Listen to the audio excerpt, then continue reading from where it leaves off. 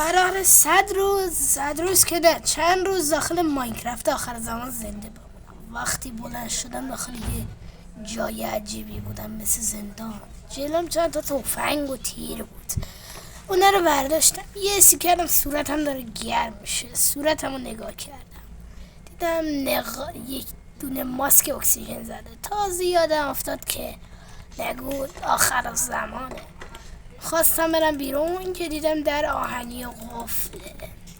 راهی نمیدونستم چیکار کنم که چشم خورد به گل اونجا. گفتم چقدر قشنگه بامبو گل. یهو یادم افتاد که احمق میتونی شیشه رو بشکنی و بری.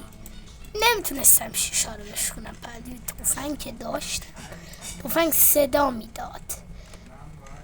یه دونه نگاه کردم و دیدم تفنگ صدا میداد اگه تیر میزدم.